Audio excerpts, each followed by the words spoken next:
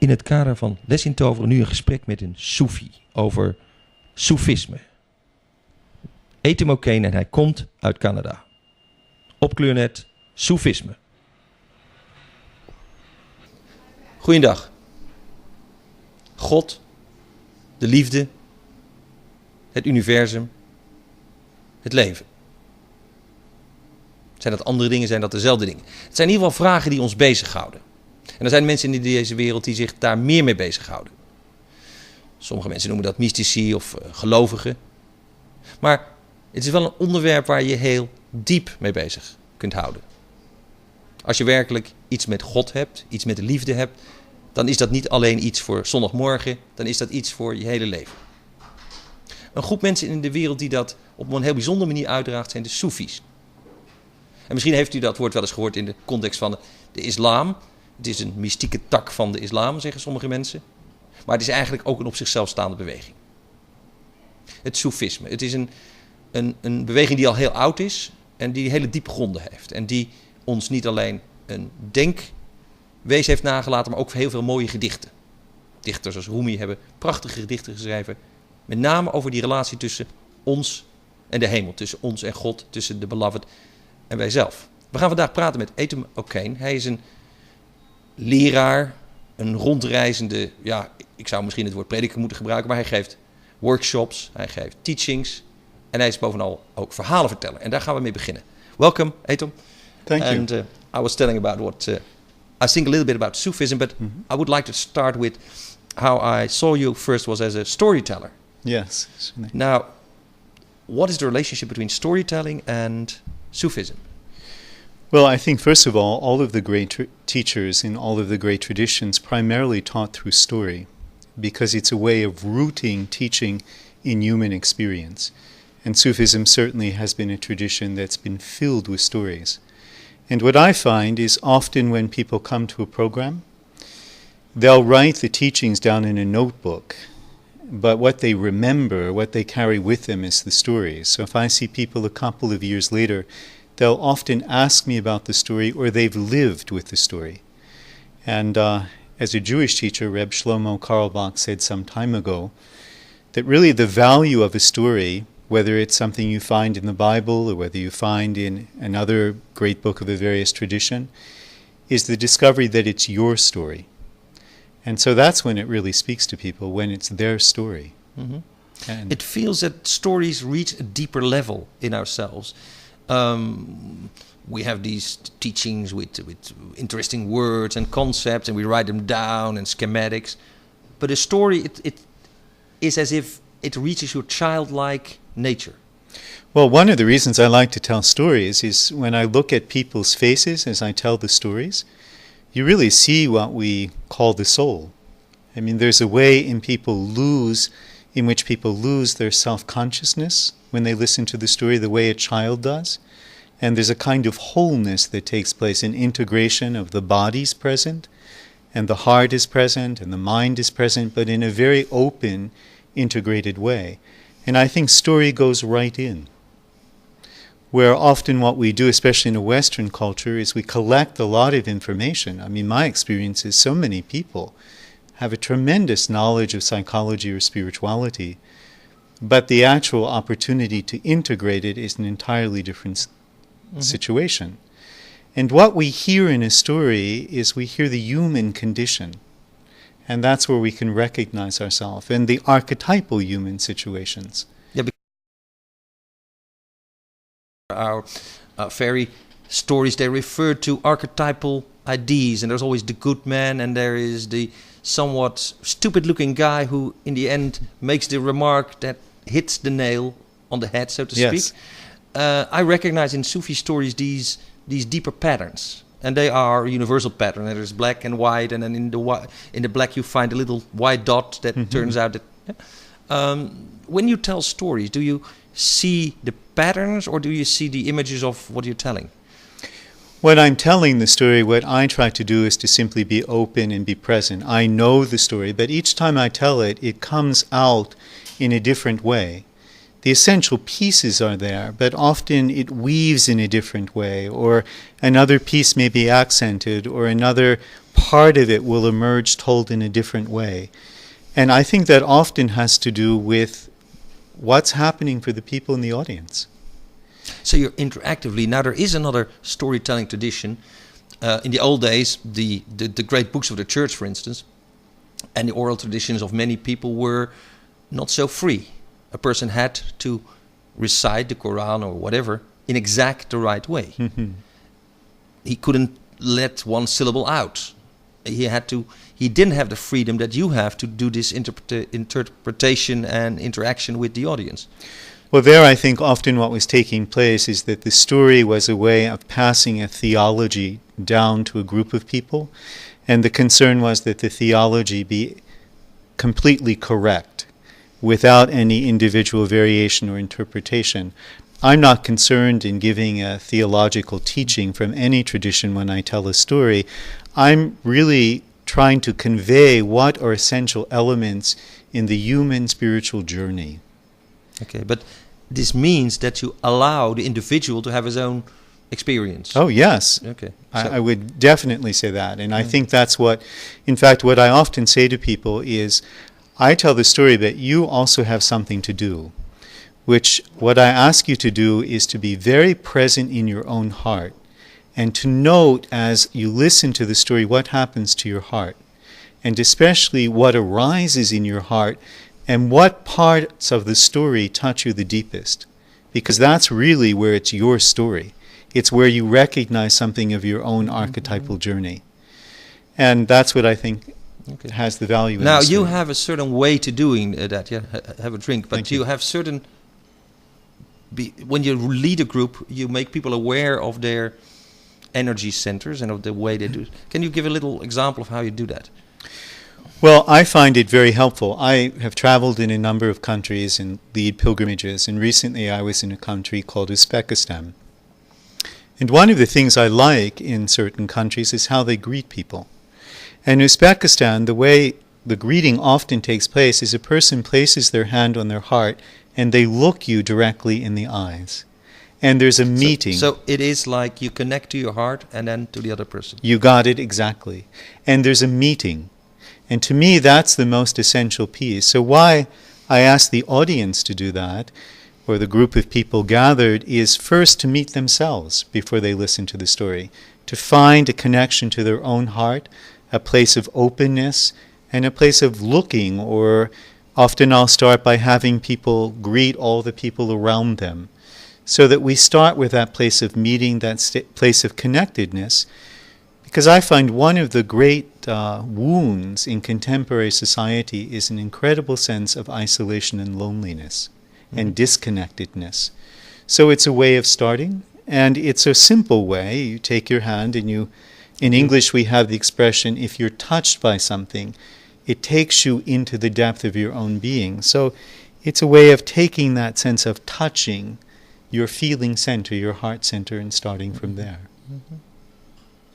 Good. But we are skimming on one of the... Let's not make this a superficial discussion. One of the main things in the history of any religion or church is the dogmatism versus the experiential. Sure. The experience that a person has himself, and most founders of churches, Christ, and must have had these holy experiences, this unitive experience. But then there is the dogma.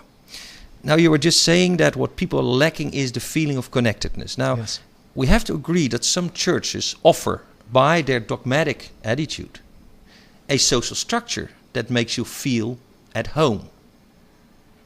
But this goes against the grain of your own individual interpretation of that dogmatic truth that they feed you. How do you see that? Is there a balance there, or is there... It's a very good question, and I think it's a question that's at the heart of our kind of culture, because it's a question of belonging and truth. And if belonging into a community comes at the price of what's really true to me, then I think it's at the cost of one's soul. But because there's so much pain in our culture through the loss of belonging, the loss of church community, the loss of extended family, the loss of living in a place where you've belonged. So there's an incredible hunger for belonging. But often the price that comes is you can belong as long as you comply to a certain truth that's placed out. And then a person is put into a tremendous bind. Do I give up the belonging in order to stand by my own truth? And often that's a step of individuation. That's a step where somebody has to acknowledge what is truly real for them. And in my own life, probably the most pivotal moment in my own spiritual journey is I was raised in the Roman Catholic tradition, which has a lot of richness that I received from it, especially the mystical aspects of the Mass. But one of the things that happened for me when I was about 12 or 13 is the bind I was placed in. And the bind was, in those days, the church had a teaching that if someone was divorced and remarried and died in that situation, they would probably go to hell. So I had a mother who was in that situation, who I knew as a deeply loving person. So I was placed in the bind of having been raised in a church that said God is primarily love, but that same God that was primarily love was also going to place my mother in hell because she had divorced and remarried. It didn't go together. Okay, so there was a struggle between the dogmatic stance of the church, or the ethical stance, and your own experience. And my own experience, and also what the church had told me, that at the center of Christianity is a God of love. So I was in a situation of seeing how can a God of love place a good, loving person, who was certainly tremendously loving to me, into hell because the rules are more important than the love. And at that moment in my life, I chose a God of love as the primary God for me. Other people make other choices. But do you understand that some people do make the choice for the rules, for the security understand that it offers? Surely, I do understand. And I would also say that I think it's very difficult to live in today's world for many people because there is so much change so quickly. And how does one make one's way through the world, especially in terms of raising children? How do you make certain decisions? Where's the security of a structure and a tradition that has told you what is certain, what is right, and what's wrong? Okay, so what happens is a lot of people go for the what we now call politically correct, which might include a religion, might include the belief in the internet, computers, progress, even the green thinking, but they're not willing to look for themselves. Well, I think that's the key piece in our time is, to me, that's the huge change that's taking place, is people have to take responsibility, and it's part of what I would define as mature spirituality. It's what it means to be an adult spiritually, is to take responsibility for your own journey, whether it's in a church, whether it's in a synagogue, whether it's in a tradition. But that's true. But isn't that unloving? Because that I see a lot in the New Age world, or when we go to seminars, that the people say, yes, there is an enlightened way. There is a way where you become one with your own experience, where you become unitive or whatever. And those, suckers, but those other people out there, they don't get it. They get glued to their belief systems and their cars and their telephones. Yeah, this is what I feel in my own life. If there's a God of love, if it's all about no separation, because I think that's for my life, no separation. I am only different as I have not yet learned to be the same. Yeah.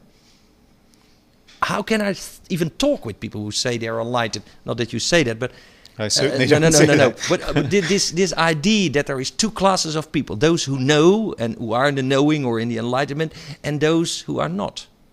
I think that is the great temptation in spirituality, particularly in our time, which is the temptation of specialness. Yes. That somehow I'm special because I'm in this tradition, I'm special because I have this teacher, I'm special because I'm part of an elite group, I'm special because I do spiritual practices. That specialness is a kind of narcissism that I think is against the very root of what traditions are really about. I mean, it's supposed to be based upon a compassion, a love, which is not judging the other person as being less than myself, and I'm in a special situation. Okay. So that's something to watch out for. I think it's incredibly something to watch out for. Was this Rumi or Kabir? I think it was Kabir who told this story about how he tried to be loving, and then he said, yeah, and I took all my clothes away, I threw my clothes away, and I found myself walking around naked, very prideful. Yes.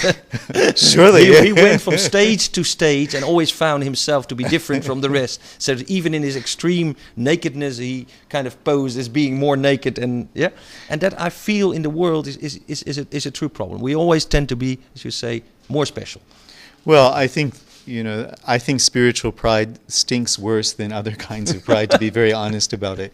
And it's a difficult thing because there is that sense of people can easily get into it. There's a sense of just being special and they don't know. There was one time I gave an exercise actually with a group in Holland. And one of the things I just suggested is that they go out during the lunch break. It was a beautiful day.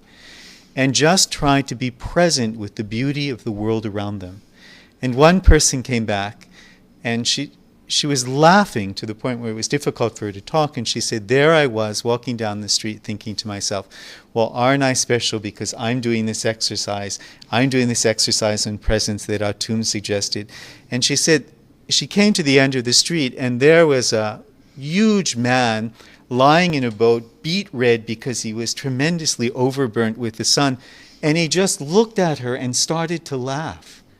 And she realized, what am I doing thinking that I'm somehow special? Because the great difficulty of specialness is it separates you out.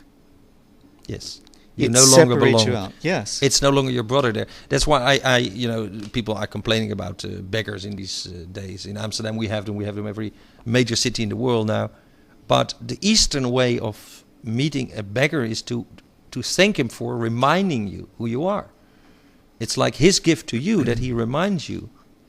Well, I find in America, in a course that I taught in a graduate school there for psychotherapists, is every person at some point admitted that they had a fear of becoming a homeless person, becoming a beggar on the street. And many of these people in the class were quite wealthy with good careers. It's not something that was a rational fear. Wasn't it Gurdjieff who said that part of his training was to be a beggar for a while? He would send you out in the streets to become a beggar. And isn't part of the Theravada Buddhist tradition that you actually become a beggar in the sense that if you become a priest, you have to go out in the streets and not touch money? Well, and there is also something that, Buddha had a beggar's bowl and St. Francis had a beggar's bowl. There's something about it as a spiritual practice, I think, whether one is a homeless person or not, which is the recognition that we live each moment based upon what the world gives us. Really, whatever condition we're living in, whether we're wealthy or not wealthy, the reality is that in the next moment we live from what the world provides. We all have a beggar's bowl. Some people are more aware of it than others. But it's from what the world provides. Yeah, it's interesting. You were touching St. Francis. Now, let's talk a little bit about the Sufi tradition. Now, for me, the Sufi tradition is about being about God or with God or seeking God in the world. St. Francis had that same kind of attitude. He was a young kid, rich, and then one day decided he wanted to live God's life. Yeah? The only thing I really remember is him talking to the birds, What a Buddhist would say, yes, but those are sentient beings, but the church probably says they have no souls, but he talked to the birds. I like that. That decision in your life, that your life is now God's, or that your devotion is for the beloved. Is that important? Is that... In Sufism? Yeah. In Sufism, it's central, and I would say that there are certain treasures that I've received from Sufism. And one of the primary treasures is the image of God as beloved or friend. Because what it does is it gives you a God that you can fully open to and fully trust, and in that bond of love be transformed. So I think that that's a key aspect is, how do I learn to live with the beloved? That's one of the very central practices in Sufism. How do I learn to live with the beloved that lives inside of me? How do I learn to live with the beloved that lives inside of you? How do I learn to live with the beloved that's in the moment? How do I learn to somehow remember the beloved in the person that I don't get along with? So the practice becomes that the beloved is always there. Okay, I'll give you my poem for that. Okay, great. Who am I but my friends in me? Who are they but the friend in me? Then what about my enemy? Who is he, who is she in me? That's really beautiful. That's Sufism, isn't it? That's the Sufism right there, Yes. in the very core of it. Yes, I know. And it's a place of moving out of that kind of separation that puts us in judgment of other people continually, and self-judgment or grandiosity. And to discover that there is something that lies at the core of all of this, which Sufism calls the beloved. Yeah. Now, there are religions, like the Judeo-Christian tradition, where we see God more as a father, as a paternalistic, something outside, far away, and probably above us. You talk about the beloved, the friend. We can also talk about the God in us, and the most extreme forms of